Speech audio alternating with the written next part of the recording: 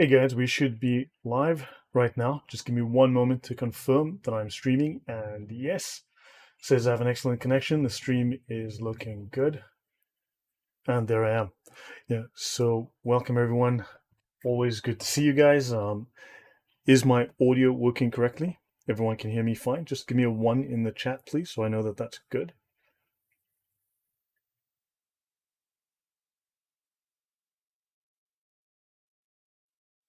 All right, excellent. Thank you, Edkin. Much appreciated.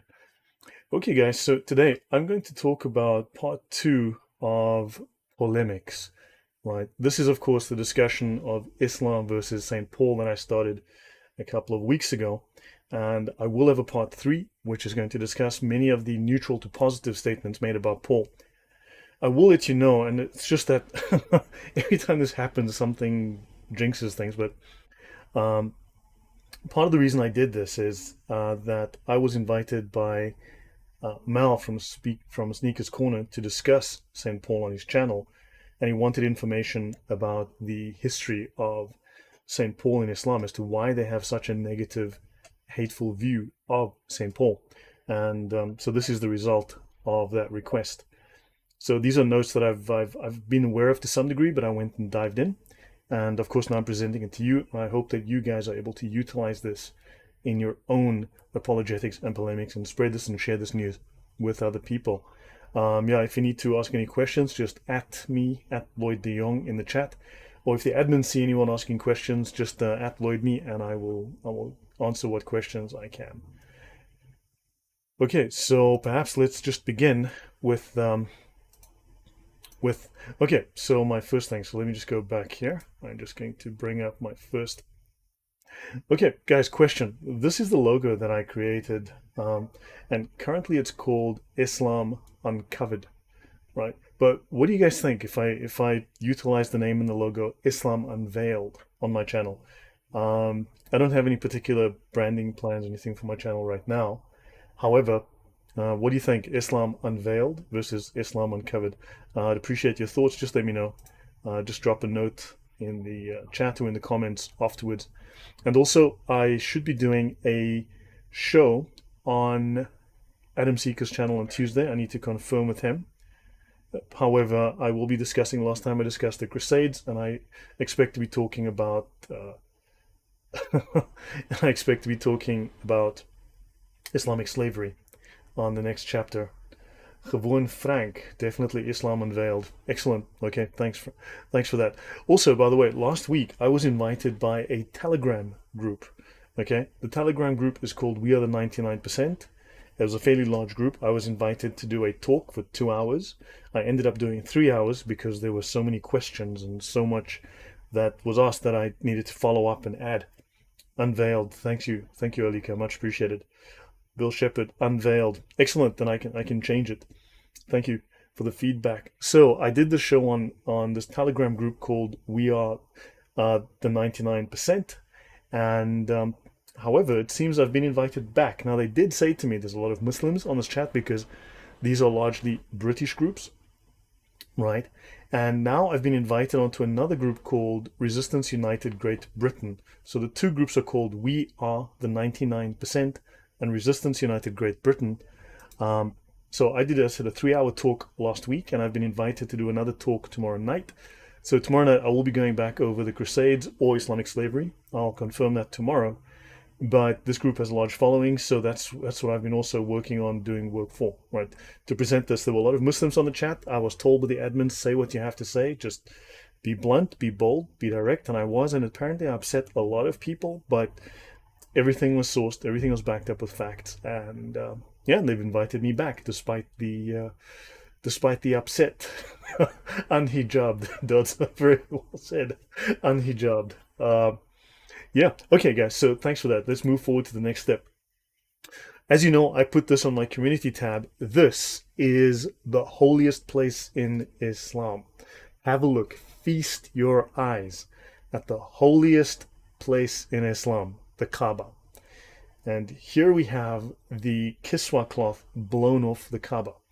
Fantastic, fantastic. So this is what Muslims travel around the world to go and worship, to kiss, to hug, to venerate, to appreciate, because yeah, look at this dirty Islam defrocked al-Quran Hubbard. Yeah, that's interesting.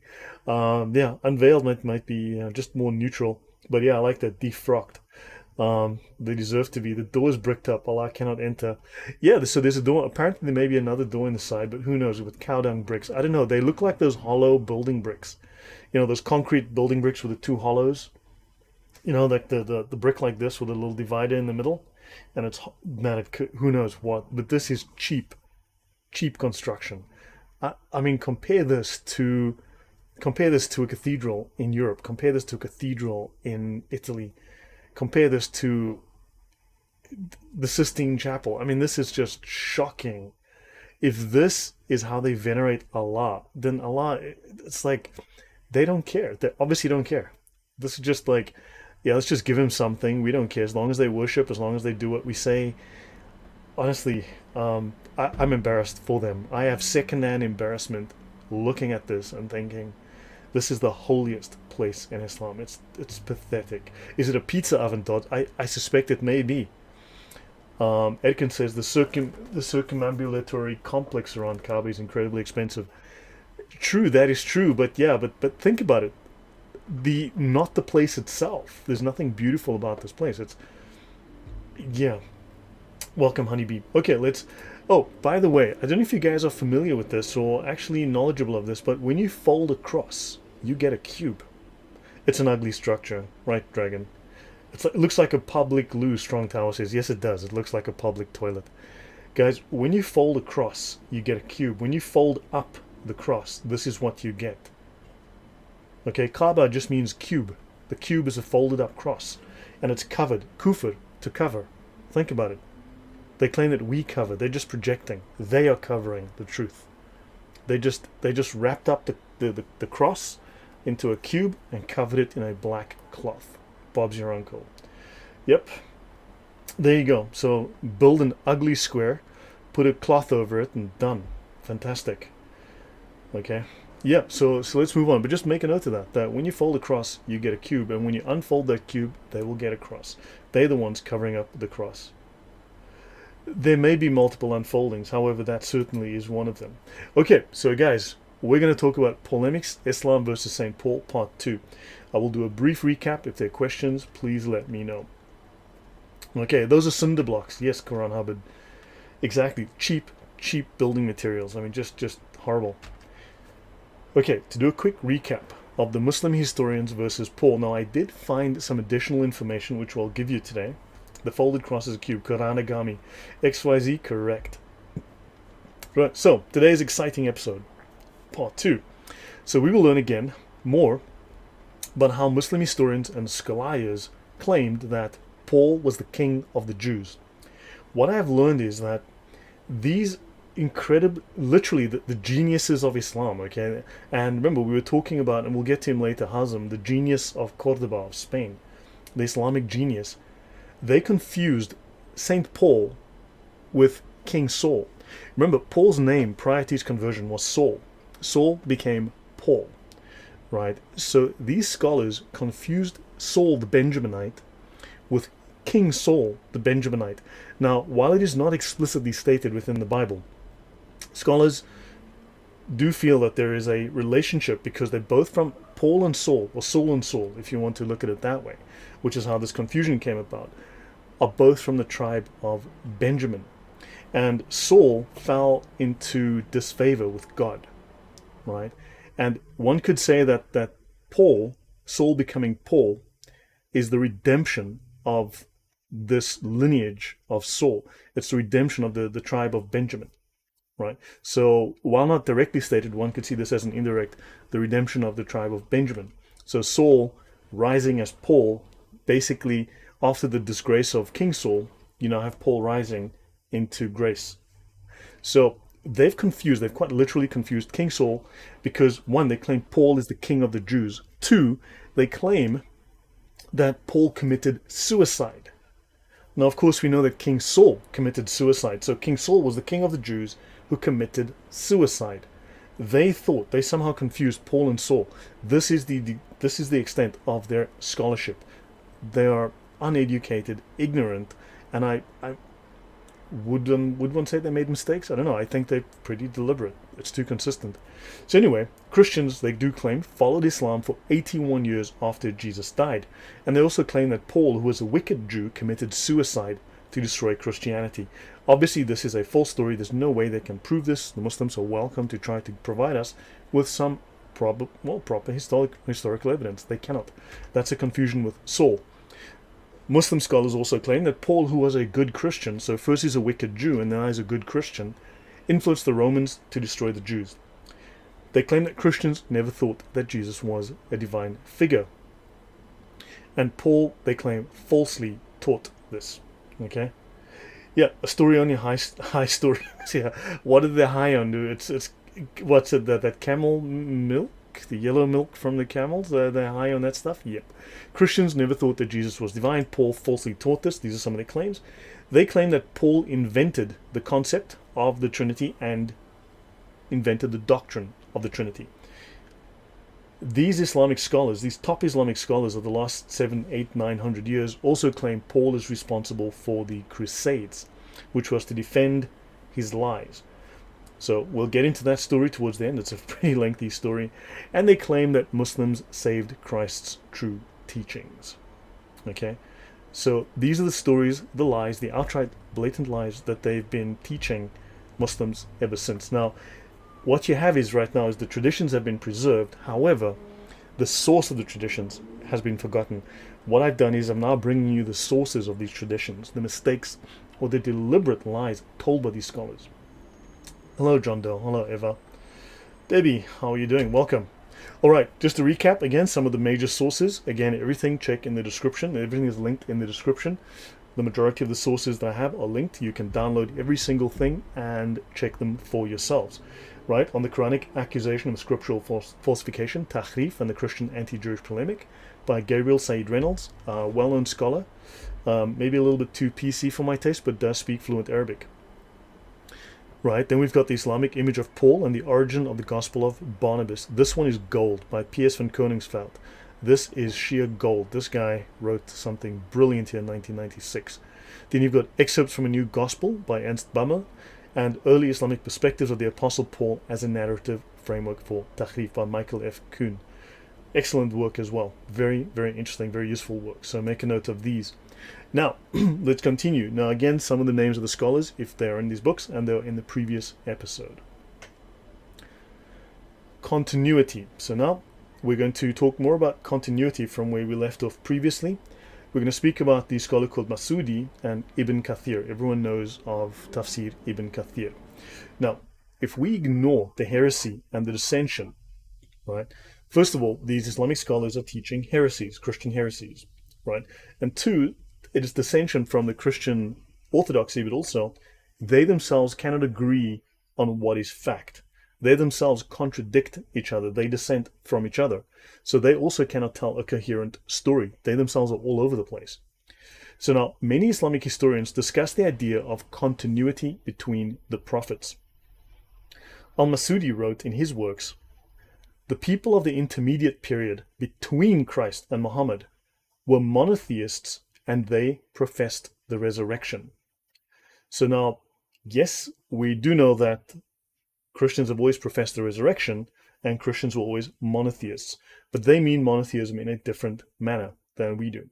Now, Ibn Kathir identifies the followers of Abdallah ibn Adius. Now, that's interesting. I did a quick search on that name. I can't find who this is, but Ibn Kathir discusses the followers of Abdallah. Now, understand, if this is before the arrival of Muhammad, up to 600 years prior to the arrival of Muhammad, who is this man who is a servant of Allah? If Allah is, if Islam was not founded, then who was Allah? So anyway, who believed that Jesus was only a servant and a messenger of Allah. They settled in deserts and wastelands. They built hermitages, monasteries and cells. They lived an ascetic life and did not mix with the other sects who believed in the heretical Trinitarian doctrines and introduced innovations. Now, remember we spoke of a group called the Believers. right? The fourth group. So there were three groups of people that Paul deceived. He told them each a different story and got them to fight each other to destroy Christianity, right? And then, of course, he went and committed suicide so that there was no closure to this issue, and these groups then fought each other and they caused a rift in the church and so on, blah, blah, blah. This is the story from the Muslim scholars. Then you've got the believers, the Muslims, the proto-Muslims, who kept the true teachings, and eventually, they maintained the teachings, the true teachings of Jesus. Now let's look at Tabari, and he speaks of how Peter and Paul, the bodies of Peter and Paul, were preserved in crystal cases or glass cases in Rome. Now, other scholars like Tabari ignore this narrative, right? He mentions Paul relative to his arrival and crucifixion in Rome. So he doesn't speak of these believers. He doesn't speak of this group that these other scholars talk about. As I said, they contradict themselves. They constantly contradict themselves. The Islamic scholars cannot come to a consensus.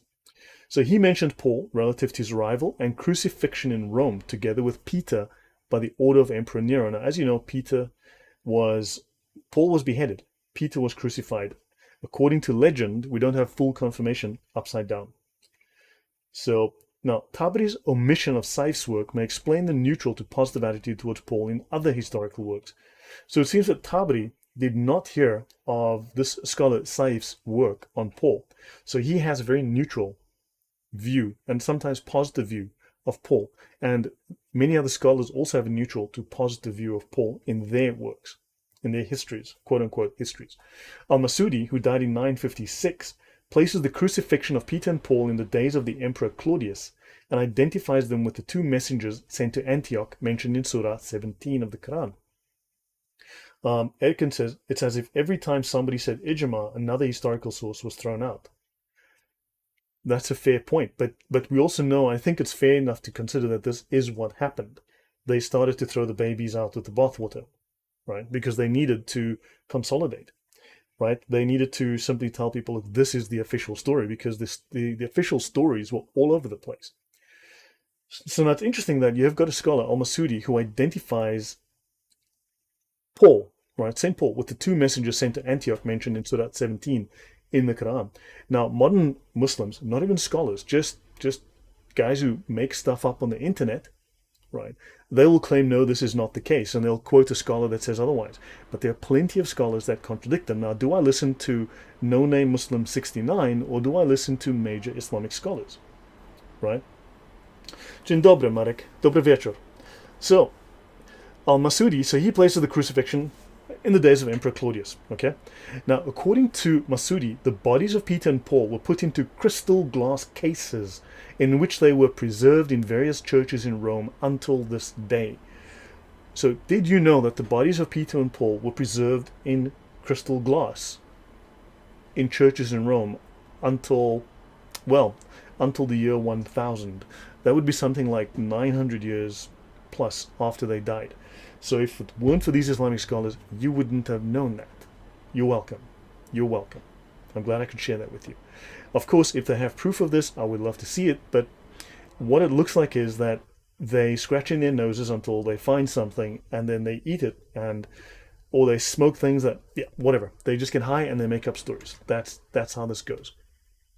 Let's have a quick look into the stories in the Sirah, in the histories of someone like Tabari. Tabari says in volume 4, page 123 and 127, in a chapter called The Story of Jesus. He says here, the story of Jesus on page 123. Jesus was both human and angelic, celestial and terrestrial. So interestingly, he says here, hi Thunderous, I need to get hold of you after this, so let's chat after this, Thunderous, if you have a moment. So Jesus has two natures. Very, very interesting. This goes entirely against the Islamic orthodoxy of today. But back then it was assumed that Jesus had an angelic nature, right? And this is after the assumption, to my knowledge. This is after the Jesus ascends into heaven. He has two natures. So the apostles then dispersed as commanded. The night on which he was sent down is celebrated by the Christians with frankincense. Tabari goes on to say, among the apostles and the followers who came after them were the apostle Peter and Paul. Paul, who was a follower and not an apostle, right? So in other words, he wasn't one of the original 12 apostles. They went to Rome. Andrew and Matthew were sent to the country country whose people are man-eaters, a land of blacks, we think. Thomas was sent to Babylonia in the east. Okay. And then 14 years, blah, blah, blah, following which Nero ruled for 14 years. He slew Peter and crucified Paul head down. Now, notice that Tabari, one of the top scholars, one of the greatest scholars in Islam, claims that Paul was crucified head down. We do know that Peter was crucified, Paul was beheaded, right? We don't know if Peter was definitely crucified upside down, right? But that, we'll get into some historical sources for that. Actually, let me see if I have a historical source for that right now, just to clarify. Okay, so the Catholic Encyclopedia states, with references to historical documents, right, concerning the manner of Peter's death, we possess a tradition attested to by Tertullian at the end of the 2nd century and by Origen in Eusebius, Church History 2.1, that he suffered crucifixion. So we have confirmation from Tertullian and Origen that Peter suffered crucifixion. Origen says Peter was crucified at Rome with his head downwards, as he himself had desired to suffer. Now, interestingly, you've got this clear message from Origen, but if we look at the Gospels, now this is the let's look at what the Gospel says. Very truly, I tell you, when you were younger, you dressed yourself and went where you wanted. But when you are old, you will stretch out your hands, and someone else will dress you and lead you where you do not want to go. So Jesus is telling this to Peter. So Jesus said this to indicate the kind of death by which Peter would glorify God. Then he said to Peter, "Follow me." So this is all that we have in the New Testament, right? We don't have the full details of his death. So the details of his death are filled in by these early church fathers. Right, let's continue. So Masudi, al-Jawzi, Peter and Paul. Now Masudi says, but most of those who occupy themselves with the history of the world think that they were killed during the reign of the 5th Emperor Nero. So now you've got Claudius and Nero. So now the scholars are saying, hold on, it was during the time of Claudius. The rest are saying during the time of Nero. So again, they cannot consistently make up their minds as to when this occurred, right? Now, al-Masudi identifies Paul with the 3rd messenger sent by Allah to Antioch, right? That's in Quran 36:14 and also in the Tafsir Ibn Kathir. Ibn al-Jawzi, who died in 1200, identifies Paul as one of the 2 messengers described in Surah 36.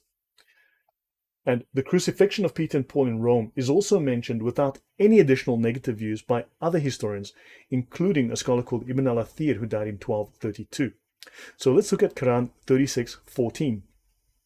We sent to them 2, but they denied them, so we strengthened them with a 3rd. That's Quran 36:14. So in other words, 2 of the disciples, 2 apostles, were sent to Antioch to preach the gospel. However, they were encountering difficulties, and a mighty messenger was sent with them, and this is supposedly the apostle Paul. So we reinforced them, according to Tafsir Ibn Kathir says. So we reinforced them with a 3rd means we supported and strengthened them with a 3rd messenger. Ibn Jurayj narrated from Wahb bin Sulaiman from Shu'aib al-Jabai.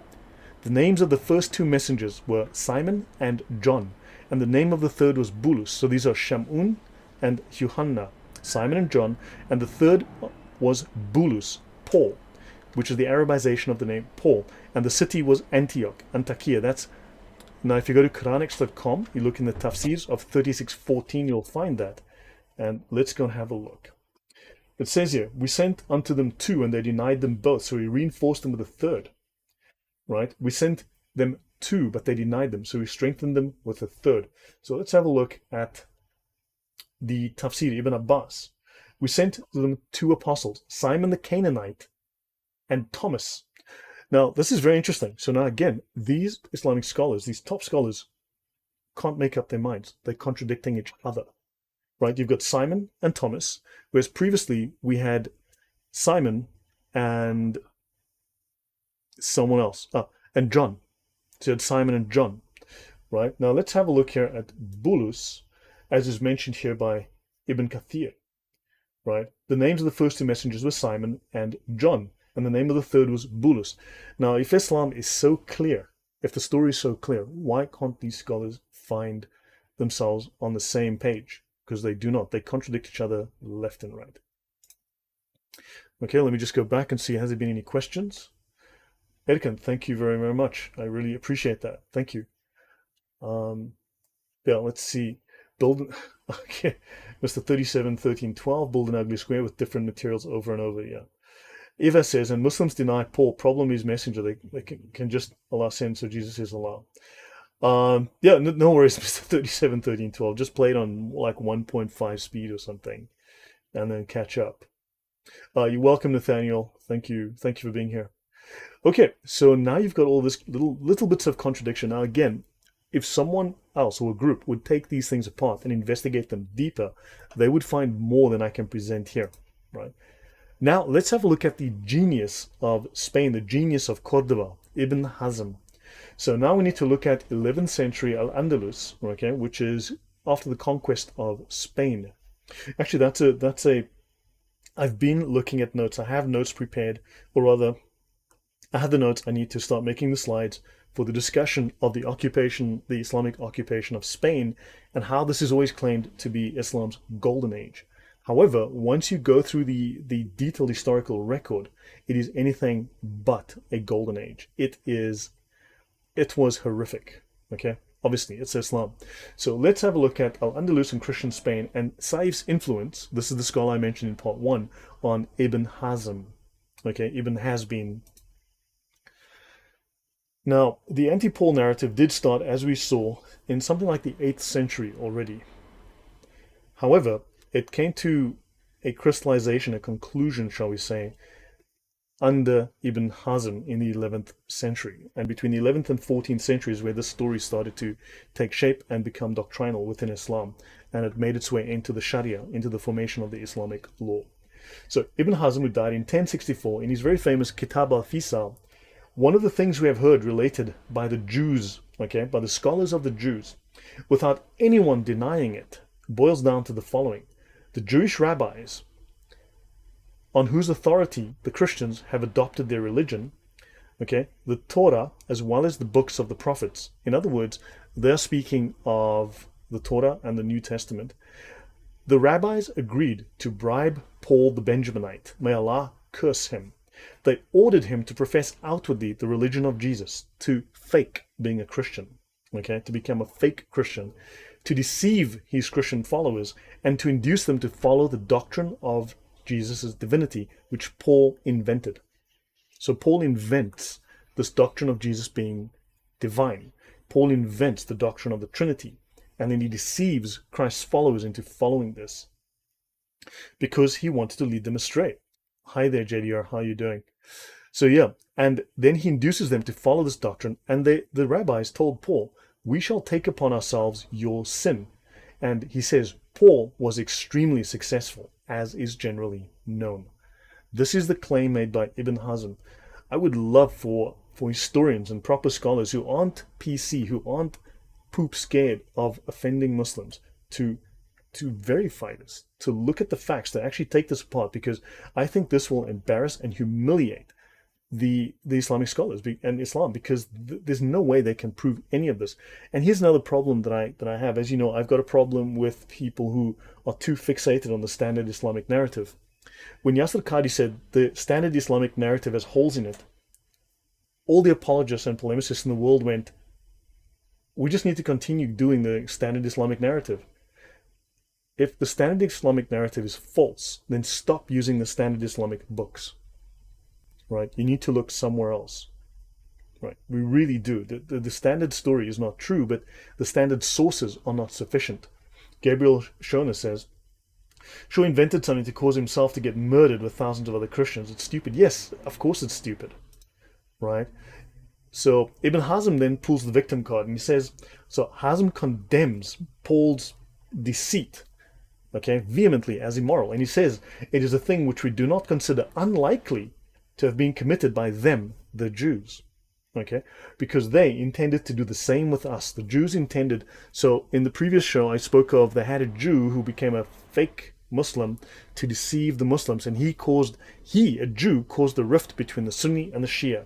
A Jew created the Shia, right? So they blame that on the Jews because Islam's perfect. Islam can't make mistakes, right? So, intended to do the same with us and with our religion, even though it was impossible for them to reach their goal in this case. This happened when Abdallah ibn Saba, known as Ibn al-Sauda, the Jew, the Himyarite, may God curse him, converted to Islam with the purpose of deceiving as many Muslims as he could. Thunderous says, the Standard Hole has a lot of narratives. Thunderous beautifully said, that was genius. The Standard Hole has a lot of narratives, yeah. So yeah, I have little interest in the standard narrative. It's bogus from the get-go. You need to look elsewhere. But yes, thank you. Okay, now, so Ḥazm, so in fact, he induced a contemptible group of partisans of Ali. So this Jew, this supposed fake Muslim, right, induced partisans of Ali to profess Ali's divinity, just like Paul had suggested the idea of the divinity of Christ to the Christians. So they're blaming this on the Jews. These partisans of Ali are the Batiniya and the Ghaliya to this day. The least unbelieving of them are the Imamiyya. May Allah curse them all. Bill Shepherd says, so there are other cases where Jews succeeded? Well, you know, that's a good question. Exactly. Now, look, I'm one person. I can't chase down all these threads. But if people started to examine this, instead of going, have you seen Quran 9:5? I mean, seriously, man, if I hear that again, I'm going to slap the next person who says that to me. Because, yes, I've seen it. We've all seen it. No one on earth hasn't seen it. Do something original, right? So, yeah, Uzma Khan, Shalom, welcome. Good to see you here. Thank you. Right, JDR, Ibn Ḥazm didn't know his Quran if he's making this point. And yes, but you see, JDR, they don't care. Remember, Islam isn't what the Quran says, it's what the scholars say the Quran says. And the final understanding of the Quran is in the Sharia, right? So, according to Ibn Ḥazm on Galatians, right? So, Ibn Ḥazm says, according to the Christians, sorry, this slide, I obviously made a mistake with the colors of this slide. Ibn Ḥazm, according to the Christians, Paul had prohibited circumcision, one of the firmest legal prescriptions of the Torah. He discusses the epistles of Paul, for which he apparently had Arabic translations. So Ibn Ḥazm supposedly had Arabic translations of the epistles of Paul. So he ridicules Paul's views on circumcision. Let me just move up to the top right here. So he ridicules Paul's views on circumcision. Now what's interesting is other scholars claim that it wasn't Paul that dealt with circumcision, but we'll move on. The cursed Paul, and here, this is where you have the first evidence of Ishaq Ibrahim, welcome, of Paul now formally by this major scholar of Islam, this absolute major scholar of Islam, this genius of Qur'ān, cursing Paul. So this is where Paul becomes persona non grata. And he says in one of his epistles, the one to Galatians in the 6th chapter, we testify to every man who has been circumcised that he is obliged to keep the laws of the Torah completely. However, somewhat earlier, Paul writes, if you are circumcised, Christ will profit you nothing. How strange that Paul prescribed 2 different religions to Christians. Notice there's no context. Paul is speaking to Jews, right? He's speaking to Jews who became Christians, and then he is speaking to pagans, Gentiles, who convert to Christianity. These are 2 different classes, and Paul had to reconcile that. If you look at my series on Paul, on how Paul and the gospel are very much in accord with each other, this is explained there. But notice that his argumentation is very much like what Ahmad Didat would say, utterly out of context, right? Without appreciation for the differences, for the nuances here. However, for the 2 separate groups he's addressing, but this is very much, so this line of argumentation is about 900 years old. There's nothing original here. Muslims today just repeat this. Yes, guys, thank you. Please give us a like, make jihad on the thumb, and please beat it until it's blue. I'd appreciate it. Okay, so Daffod, welcome. Yes, of course you can rerun it, or just play it at like 1.75 speed, and then it'll catch up with me. So now let's move on to the next slide. Now, the person who is circumcised is obliged, Ibn Ḥazm goes on, the person who is circumcised is obliged to keep the laws of the Torah, but Christ will profit him nothing. However, Christ will indeed profit the uncircumcised, although he is not obliged to keep the laws of the Torah. So now he's stating that there are supposed contradictions. Now, of course, this is not an honest reading of what is in the Gospels. Right. So now, Paul and other disciples, he says, were circumcised according to the unanimous Christian view. It follows that Christ did not profit them. while they were bound to keep all the laws of the Jews. Now, again, I'm not going to go into all the context of this, but Paul does state in one of the Gospels, he does state that, look, if you want to live by the law as opposed to the grace of Christ, then you need to keep all the laws, right? So again, there's a distinction that he fails to make and that Muslims today are following in these arguments. So this man is he's the originator, shall we say. Ibn Ḥazm, it may be not the originator, he's the guy who took all the previous polemics against Christianity, he formulated them into a coherent doctrine and then wrote those out. And what happened is then, of course, his successors, his students, Ibn Taymiyyah and Ibn Qayyim, then became the people who then spread this, who made these common and public and popular, right? So since most Christians now living among the Muslims are circumcised, it follows that if he was speaking the truth, Christ does not profit them either, while they are obliged to keep all the laws of the Torah.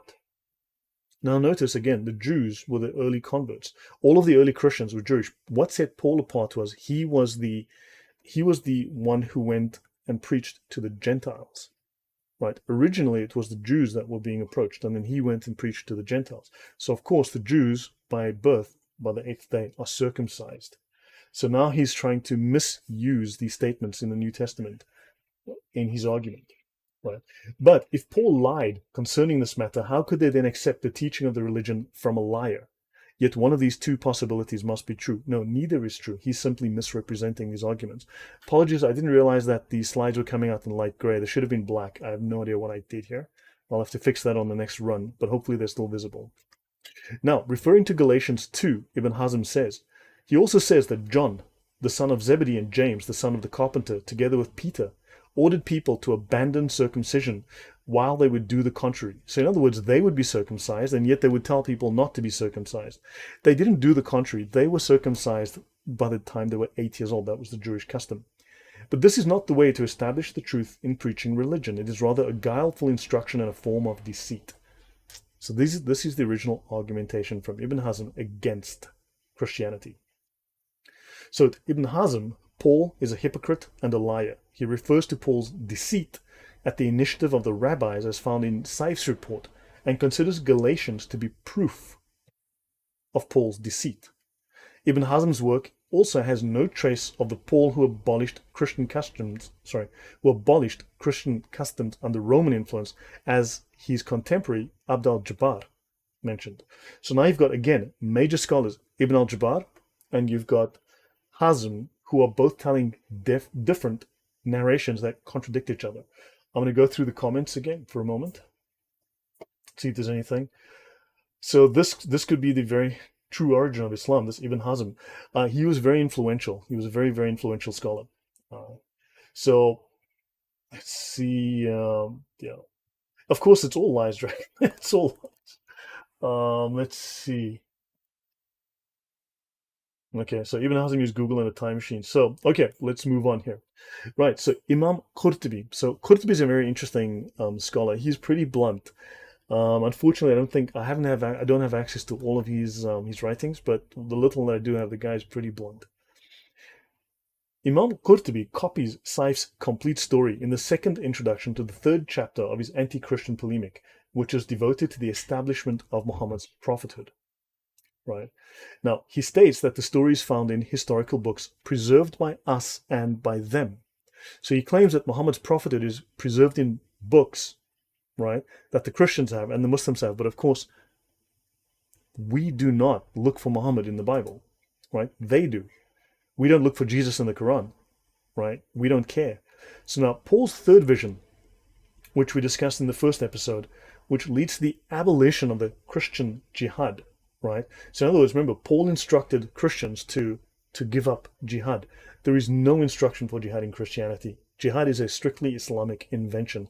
It is unique to Islam, which is warfare for all time against all non-Muslims to establish Islam, to enforce Islam on the world, right? This is not mentioned in Qurtubi's work. Otherwise, he includes all of the details from Saif's story. Now, during the Reconquista, there were continuous battles between Muslim and Christian Spain. Hundreds of years of battles. So this vision, it seems, historically had lost its credibility. So people weren't spreading this story anymore because basically they wanted to tell Christians, you guys need to roll over and play dead while we conquer your lands. Roll over and play dead while we invade you, rape your women, make sex slave out of your women, take your children back, and rob you blind, right? So unfortunately, no one believed this because obviously this, history speaks for itself. Now, this would explain also why Muslims will often claim that we're supposed to be peaceful. I think this idea has become part of the Islamic culture, a false understanding of Christianity. Okay, so, right. Now, let's look at Imam Qurtubi, and now he resurrects the concept of the quote-unquote believers. Nathaniel says, right, yes, Nathaniel, I agree with you. So, now, these believers, remember, Paul lied to three separate groups. He gave them three separate stories of Christianity. He gave them three separate contradictory narratives. Then he murdered himself. Paul kills himself to cause confusion, and so that these three groups would fight and destroy Christianity for him. Right? Now, the fourth group, the proto-Muslims, preserve the original teachings of Jesus, and they flee to Arabia, where 30 of their monks eventually meet Muhammad, and they die as Muslims. Now, according to Qurtubi, this took place, but Allah knows best, about 40 years after Christ. Consequently, the whereabouts of the believer and his followers continued to be concealed. It's a secret. Shh. Whereas the followers of the other sects remained divided, but they intermingled. In other words, they cross-pollinated their nonsense stories, and their situation was not consolidated until the time of the Emperor Constantine. Their narratives read more like bedtime stories than actual historical analyses. Right, let's continue. Now, Imam Qurtubi, Paul, and Constantine. So let's look at some contradictions here again with the story of Constantine, the history here.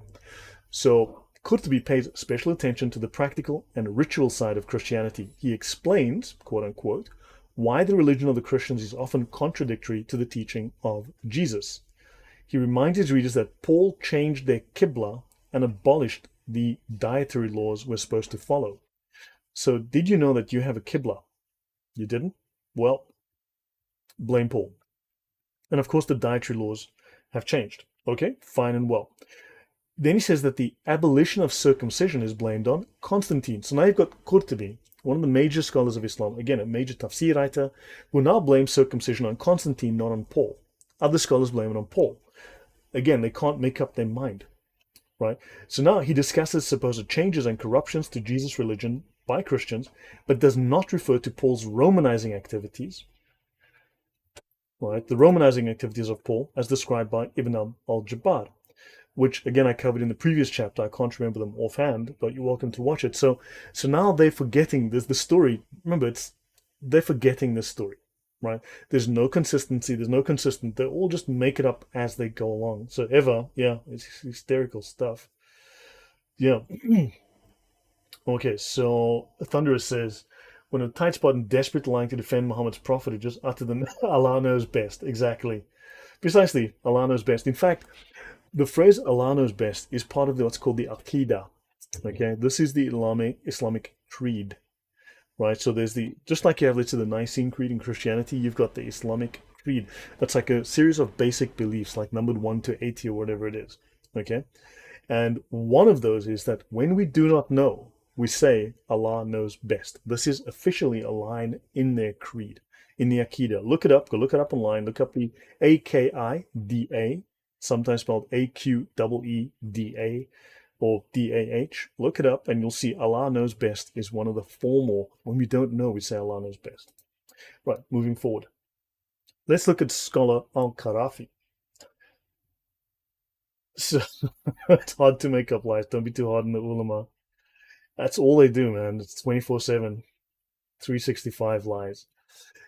Qarafi views Paul as an imposter and a cheat. You know, this guy is such an idiot. I'm just going to put you in timeout again.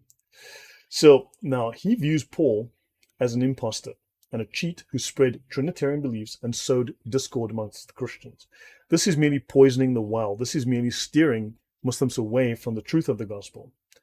These narratives are mentioned in a section on circumcision in his book, where he claims that all Christians used to be circumcised until the time of Paul. But this is true. You see, now he claims that, conspiracy theory time. No. The early Christians were the Jews, right, who were supposed to adopt Christianity. Hi, Stephen. Yes, if you ever want to vomit whilst reading a tafsir, just tafsir al-Qurtubi. Yeah, exactly. He's blatant. The guy's just blunt. Thunderous says, the greatest conspiracy in the history of politics and religion involving Jews, Christians, pagans, and without one shred of evidence. Yes, must be Islam. Of course it's Islam, right? What else can it be? So, now, Paul was the one who started proselytizing to the pagans, the Romans. Often they called the Romans, but they didn't necessarily mean to the Romans as such. They meant the pagans, the Greeks. Sorry, the Greeks, my bad. The Greeks. The Greeks were often just a name for the pagans, for the non-Christians, right? And people who weren't Jews, just everyone else, right? So he claims that all Christians used to be circumcised until the time of Paul, who forbade this practice and was like the devil to them. No, there was illegality that was involved. You see, there was legality. Again, this is covered in my episode that I did on Paul and on Paul's journeys and such. Okay, very, very detailed history of Paul to show how Paul's teaching of the gospel is fully in line with the rest of the apostles and with the words of Jesus in the New Testament, right? If you were circumcised, you see, this meant that you legally, according under Roman law, you were now a Jew, but you're not a Jew, so therefore it's not something you can do unless you convert to the religion of Judaism. But the problem is, you're not trying to become a Jew, you're trying to become a Christian. So because there was confusion now between the Jewish converts, right, and these pagans who are now becoming Christian, he said, look, we need to have a single standard. And the simple standard is that we will no longer make circumcision necessary because we don't want a friction between two groups, a division between these guys are practicing this stuff and these guys are practicing this stuff, and there's a conflict. He says, no, we need to harmonize on a single standard, right? That's the confusion here. That, in fact, there is no confusion. If you read the New Testament, this is clear, but these guys are not trying to present an honest reading. They're trying to mislead, deceive. They're dishonest. Okay, so he says that Paul forbade this practice, and Paul was like the devil to the early Christians. This cursed Paul was the first to corrupt the religion of the Christians after they had professed the unity of Allah. Now again, in the previous episode, I mentioned how others confused Paul with Paul of Antioch, who was a heretic, right? A former Christian who turned into a heretic, and he was supposed to be the first who corrupted the religion of the Christians. So they confused those two historical figures as well. Okay, and he says here, he corrupted the Christians after they had professed the unity of Allah. And they changed the foundations of their laws, and he altered the system of their rules concerning circumcision. Notice again, he goes against the other scholar, Qurtubi, who said it was Constantine who did it. So again, now they can't make up their minds. Who changed this? I don't know. I'm confused now. So he was the originator of the confession of Trinity, which arose from his evil view. Okay, so any comments or questions? The greatest truth about Islam is that Islam needs to lie in order to defend itself as truth. Yes, I mean, look, it's compulsory in Islam to lie. As you know, I've shown this many times on the channel. It is compulsory, it is obligatory for Muslims to lie. Right? So, moving on. Let's look at al-Qaisi, 14th century Paul causes the Crusades. So, sorry, al-Qaisi from the 14th century. So his story is that Paul caused the Crusades. The Crusades happened because of Paul. So this is an interesting story. It's a little depth, but it's going to be interesting. So yeah, buckle your seatbelt. Let's go on this ride.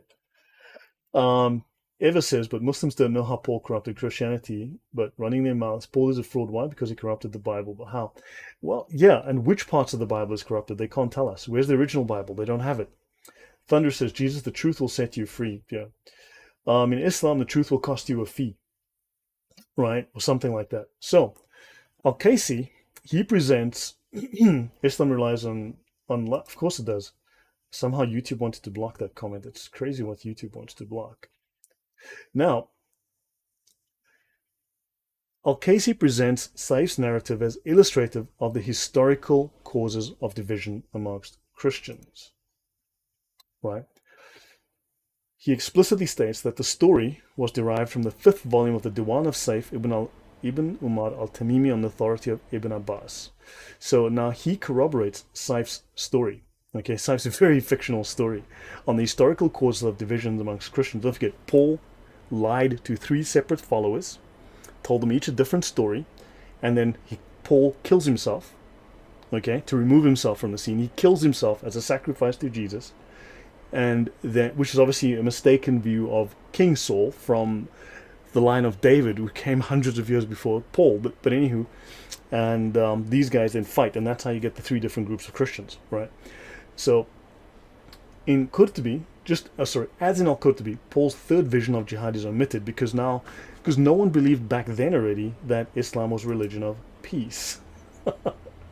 So, and because Christians were fighting back, okay? So they realized that this whole thing that we're supposed to abolish jihad, no, okay? Because they believed then that Christians were meant to be peaceful, but totally pacifist. And unfortunately, they're still crying about the fact that the Crusades kicked their bums, right? So now, Casey deals with the inconsistencies and improbabilities, supposed improbabilities of the Gospels. Okay? He says that among the Christians there was a group of friars called the Temple, who were a remnant of the believers' followers. Now remember, the believers were the fourth group. Paul lied to 4 people. These 3 believed him and fought amongst each other. The fourth group, the proto-Muslims, said, no, Paul, you're lying. Jesus was a Muslim, he was a monotheist, and we're going to hold the truth. And one day we will find and reveal the truth again because you're lying. And then he gets to the early Muslims who knew that Paul was lying, right? So now you've got a group of friars called the Temple. So the people of the Temple were a remnant of the believers.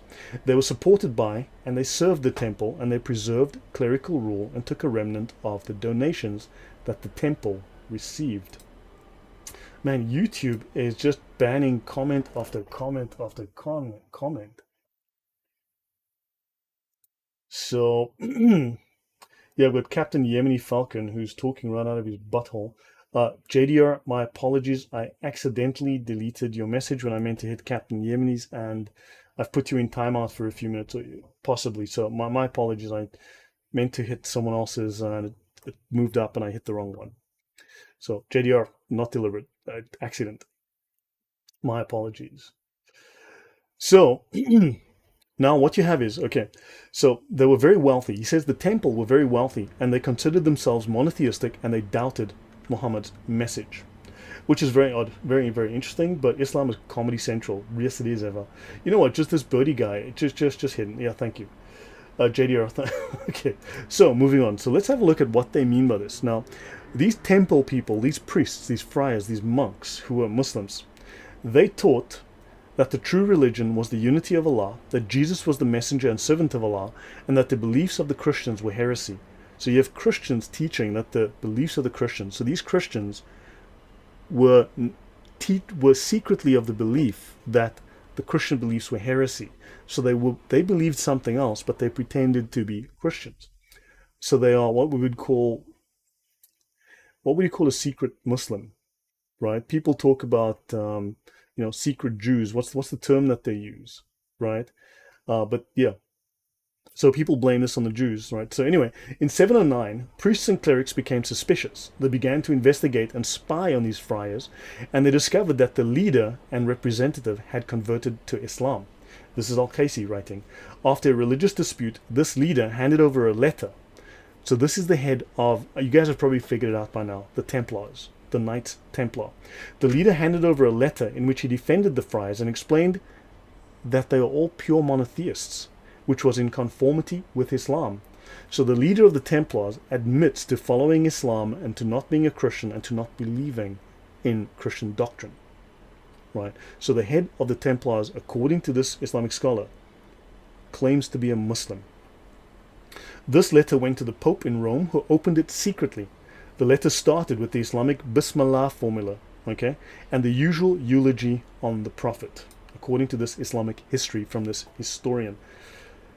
It accused the Christians, so the head of the Templars, accused the Christians of following the mendacious teachings of Paul the Jew and abandoning the teachings of the Imams and Jesus. The Pope informed his inner circle about the contents of the letter, and the Pope hid the letter in his ark. The Pope then died shortly afterwards. The ruler of France discovered the letter and was outraged that no one had told him about it. He summoned the priests and informed them of the letter. And then the King of France said, "By God, this is what Jesus has promised us." the Muslims will inevitably appear from the Arabian Peninsula and from the whole of al-Andalus. They have discovered the truth of the lie of Christianity, the truth of our religion, and they are well informed about our secret. So the Muslims will reveal the secret that Christianity is false and that it is actually hiding Islam as the truth. And so, what does the French king do? He says, we have to raise an army and go kill the Muslims because we can't have them telling everyone that Christianity is false now, can we? And that's how Christians attacked Muslims in the Crusades. Let's go on. Since these letters testify that no one but Allah should be worshipped, so expel these friars, because I fear they will let in the Muslims who will find out that these friars are monotheists, and they will then destroy our country because, because we're evil, because we don't follow Islam, we follow perverted Christian beliefs. I will send for the ruler of Portugal, the knights, the common men, and the rulers of Castile and Aragon, in order to form a coalition against this people and expel the friars, the Jews, the Muslims, and send them to the land of the Muslims, to seize it, to steal it from the Muslims, and their land will become ours, because, man, once a thief, always a thief, right, I guess. Thereupon he expelled the Jews from his land and confiscated the friars' wealth and possessions. They then took a solemn oath to expel the Muslims and to baptize all the Muslims. There you go. That's the Islamic history of the Crusades. Bet you didn't know that. I want to go through the comments for a moment. But this fiction, this absolute fiction is insane. This is what they wrote and believed. So let's have a look if I missed any comments. You can find you can't find the word Tawhid, exactly. Well, you can't find Trinity in the Bible, but you can't find Tawhid in the Quran, right? So let's see how many lies Islam have. Yes, that's all lies. It's 100%. In all of this fabricated Islamic version of history, why is Allah not mentioned? Because Allah wasn't invented yet. Thunderous. Hey, liars have to keep the lies coming or they get caught. That is so true. Yeah, Eva says Muslims don't have names for no one. Yeah, they didn't know exactly the French king. It's like who? Name him. Exactly. If these guys were so smart, so good, so incredibly knowledgeable, the people of knowledge. Don't forget the alim, the people of knowledge. If they had knowledge, they'd use it, right? But they don't. They're just like the people of making up absolute bollocks. Right. Too much camel liquid. Yes, John Doe. Way too much. Then let's go on. So, an army recruited from Europe gathered on the coast of Barcelona. I wouldn't be surprised if Barcelona's on a mountaintop in the middle of Spain, okay? Just seriously. Actually, hold on. Someone, please check for me. Is Barcelona on the coast? Please. I didn't check, but please check if Barcelona's on the coast, because, man, now I have to find out. So, okay. So, and Don Jaime, also please find out if the leader of the Crusade, yes, it's on the coast. Thank you, Nathaniel. So let me know if the leader of the Crusades was called Don Jaime. Okay, just find out, please. Also asked for assistance from the ruler of Mallorca. All the Catalonian noblemen joined the troops and set out to fight the Muslims. Okay, so Barcelona's on the coast, Madrid is on the mountain. So, okay, Barcelona's in here. So guys, so now, I'm going to read to you a section from, and let me see if I have notes to accompany this. Now, I'm going to read to you notes from, I think this could be the, oh gosh, I didn't add it here, for whatever. Okay, I'm either going to read to you from the Encyclopedia of Islam, or I'm going to read to you from the Encyclopedia of the Occult. That's one of the two. I'm either going to read to you from the Encyclopedia of Islam or the Encyclopedia of Occult. Now, I've got a note. It says on the Arabic and Al-Jamiado versions of this text, see these two, see Koningsveld, okay, blah, blah, blah. Okay, now, let me just go back here and read. There's nothing critical in the notes. The author identifies the Templars as the remnant of the believer, right? Those are the proto-Muslims who didn't believe Paul's lies, and they stayed true to the faith of Jesus, which was Islam. Okay, in Saif's story. Now, the dramatic events he refers to can be verified. This is from the original document by Koningsveld. The expulsion of the Jews from France took place on July 22nd, 1306. The initiative for the persecution and dissolution of the Templars was taken by the French king in 1307. Clement V overcame his initial opposition and agreed to cooperate in an investigation after rumors about the Templars' heretical views began to spread. Clement V dissolved the order during the Council of Vienna in 1312. Rumors spread in Aragon about the Templars linking them with the Muslims. Now, guys, there's a lot of back and forth, a lot of actual, shall we say, vagaries about the Templars. I have found numerous very detailed old sources about the Templars. That in itself would make a very interesting story, but what it boils down to, according to ancient historians, is the Templars are accused of basically two things. Like, there's a little bit of disagreement among scholars, and you know me, I think the scholars are full of nonsense myself, right? But they claim them of either being Muslims, right, or of being Gnostic heretics. However, as I've shown you in previous shows, Islam is a Gnostic heresy itself. So when they claim it follows these Gnostic traditions, well, those are Islamic Gnostic traditions anyway. So it's still Islam regardless. Right, moving on. After the Templars' arrest, it seems that several of them entered the service of the Sultan of Granada. During their interrogation, a few indications of some form of crypto-Islam. In other words, the Templars were secret Muslims. Okay? Now, Jews are constantly blamed of being crypto-Jews, right? Of converting, but being secret Jews working undercover for the benefit of, I don't know, world domination. Now we have very open discussion of the Templars being secret Muslims, crypto-Muslims. In fact, anything that is blasphemy is by implication a cult, as John 8:44 clearly implied. That's very interesting. Thank you for raising that point. I need to look that up. Right, now, now, crypto-Islam came to light in the organization of the Templars. Now, I will mention that might be in these notes, but let me say this myself before I forget, in case it's not. Lots of stories are told that the Templars were tortured, and because of the torture that occurred, they made up these stories that they were worshipping Baphomet and so on. However, a very tiny minority, an actual real small minority in mostly France, about 60 Templars or something like that, were tortured. There were hundreds, thousands of Templars. The Inquisitions happened across numerous countries in Europe, not just France, numerous countries.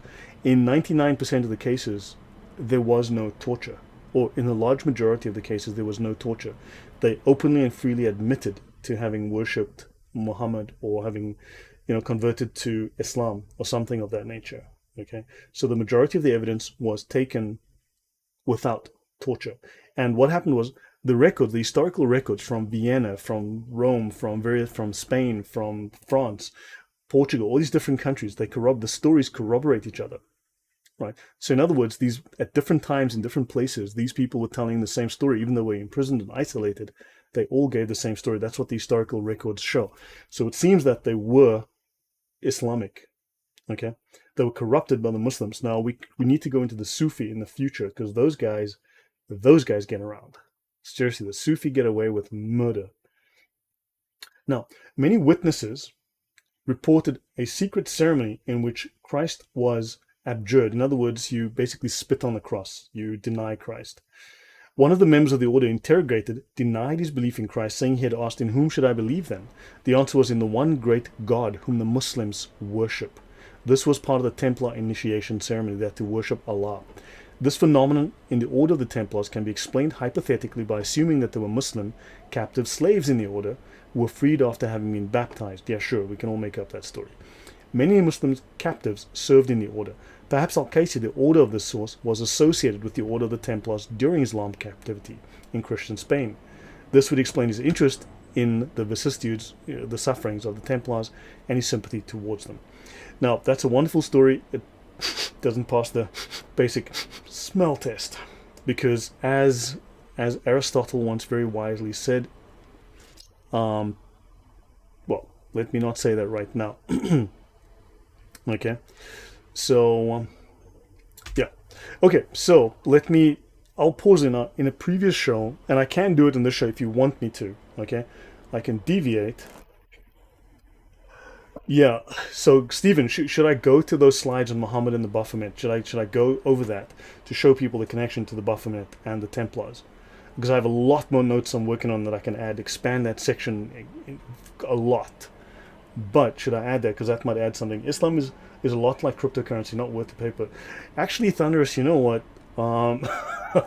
Anyway, seems like overestimated. So yeah, guys, good night. Jordan. So, okay, so what happens is now, these Muslims, okay, so we're going to end shortly, so so here you've got them saying that the Templars and all of that were Muslims. Okay, you've got these scholars saying that, and that's an interesting story on its own if you take that out separately. But now you've seen the Islamic history is just bogus. It is science fiction, the worst kind of fiction. And while these sources have been forgotten, the understandings, the ideas have become part of Islamic tradition. KKK and Muslim identity might be with it. Yes, now look, I can actually do more on that because I have more information on that, right? So this is a case of the source has been forgotten. The original authors have been forgotten, but now we've got this concept of Paul and the Christians and history and the Crusades, which is totally false because the wa-al was poisoned by these people with their complete bogus nonsense history, right? These scholars who lied and lied and lied. And now that idea has created this hatred, this misunderstanding, this deep-seated resentment, and just this belief in the lie within Muslim culture. Okay, so now they just work off the lie, but the source was 900 years ago, and they've forgotten this. So yeah, any questions, any comments from you guys? But yeah, that I might briefly. So right, Islam, as I've always said, and I have a show called Islam is the Religion of Deceit. So this is Paulemics, part 2, right, leading up to the Gospel of Barnabas. Now the Gospel of Barnabas, I'm not going to go into depth on that. But the Gospel of Barnabas obviously is a Middle Ages forgery. It's a complete fraud. Now, in the Gospel of Barnabas, which is supposedly an Islamic fraud, at the same time, one observes a radically different sentiment in the Islamic traditions and the Gospel of Barnabas. In the Gospel of Barnabas, Paul is just in error. Paul was deceived. Paul is not the deceiver. Paul is deceived. Paul is not ruthless. And he's not the deceiver that he's working on behalf of or against the Jews. Remember, again, contradictory stories from these scholars. Paul worked for the Jews or Paul was trying to kill the Jews. Very hard to know which one is true because they can't make up their own minds. And the errors of Paul within the Gospel of Barnabas, again, are reluctantly admitted, right? So there are certain parallels with these various stories, right, told by these Islamic scholars that have created the narrative, the standard Islamic narrative, okay? So Muslims, as you know, go to a mosque where they experience what's called special high-intensity training. So it could be that, it's the special high-intensity training narrative where they're taught how to be good little Abduls. So anyway, notwithstanding the parallels, the general atmosphere is very different. So why do they switch the narrative? Now, that's a good question. I don't know, but I just wanted to put that in here out of interest. Because Muslims have used the Gospel of Barnabas for a long time, but then, of course, they discovered it's fake. No one believes it anymore, so now they stopped using it, right? So Shabir Ali talks about it and says Muslims should stop using it because it's known to be a fake. But it's so weird. Never thought about this. Yeah, so now you've got these, do you understand? You've got these multiple different, utterly contradictory stories. Why don't modern Western scholars rake these people over the coals? Why don't Christian apologists who are supposedly PhDs and MBAs or whatever the heck they are, take note of all of this stuff, okay? And then go to Yasir Qadhi and say, look, man, explain this crap. Explain this nonsense. Explain these contradictions. These are your top scholars. These narratives are bogus. No one does that because we have to be nice. These Muslims are lying left and right, and yeah, we can burn them with this nonsense because they are scared. Bullshit, but he's correct.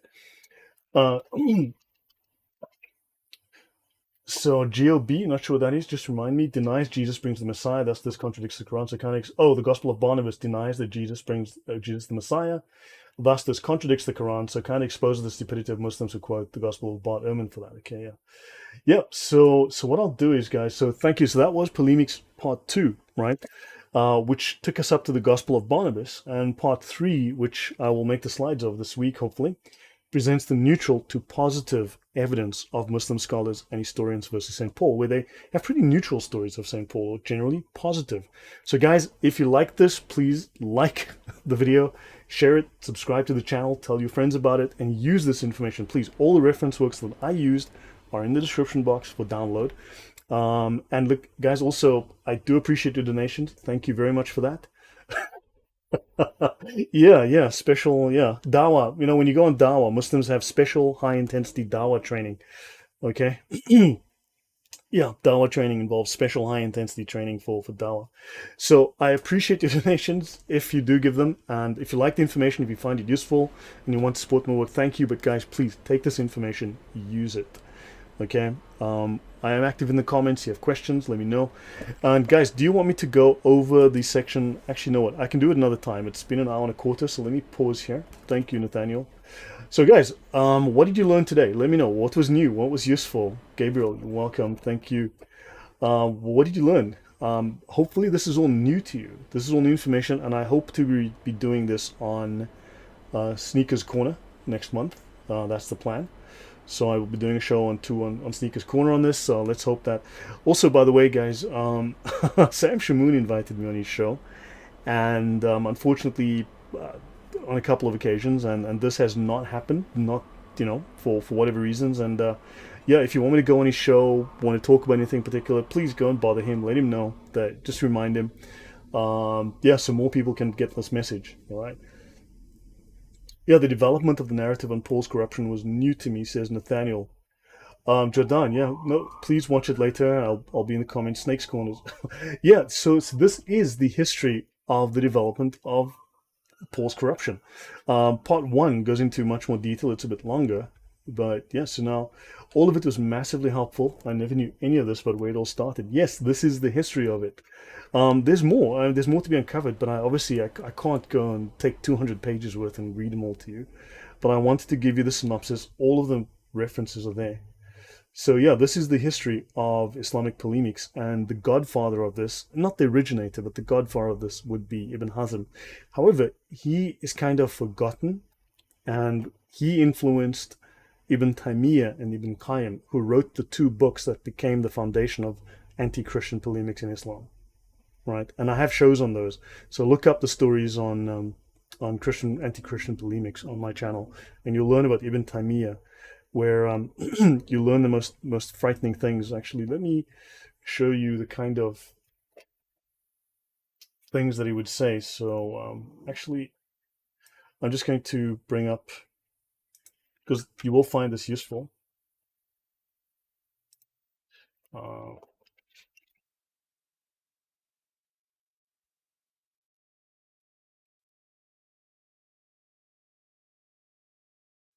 Not good grief. Why would it take me so long? Here we go. Yep, let me show you this. This is a book by one of the disciples that ultimately, Ibn Hazm, Ibn Taymiyyah, Ibn Qayyim. Okay, this is supposed to be one of the giants of Islamic scholarship. And let's have a look at his section on urine. Let's have a look. The prayer of the Nazarenes, right? The prayer of the Christians ridicules God. Christians chose a way of prayer during which the most devoted and ascetic among them would consider it no great matter if he happens to pass urine. This is while in church, while you're sitting in church during a service, sitting on the bench, you would pass urine dripping down your thighs and legs in church. Okay? And during church, you're going to turn to your neighbor and talk about the price of wine or the price of pork or who won in gambling. And then you will interrupt your prayer. Christians will interrupt their prayer to talk about similar things and urinate in their benches if they can. This is one of the single most popular books in Islam on Christian doctrine and belief. This is what is taught to Muslims today. This has been taught for the last 800 to 900 years, that Christians will, excuse my French, piss in their seats, in their pants, in church, and not care. Understand, this is quite literally. And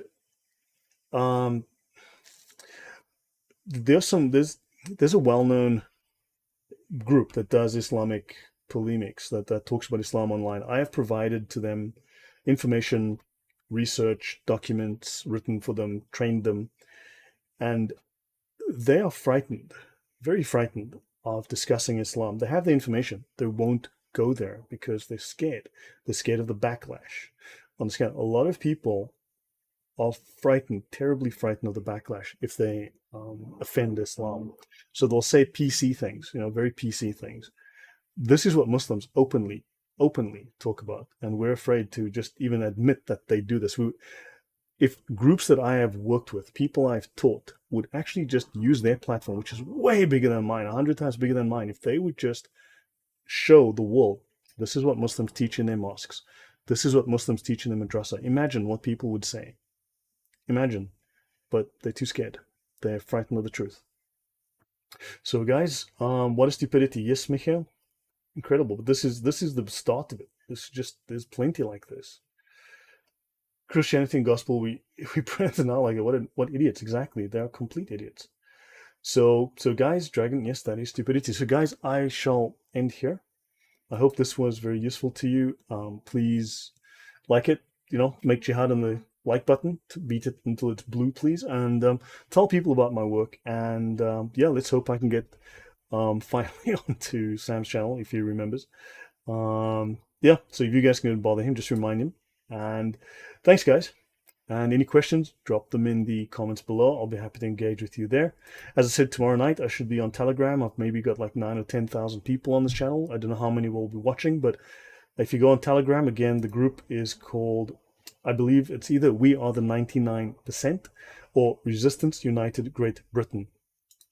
Okay, so that's on Telegram. I have a show tomorrow, and I may do a show with Adam Sika. I'll be chatting with him to see, pardon me, if I discuss Islamic slavery on Tuesday. Okay, so thank you guys. Have a wonderful night. Good to see you again, as always. Thank you for the support. Much appreciated. And any questions, get a hold of me in the chat, in the comments, and we'll see you again. Take care. Bye.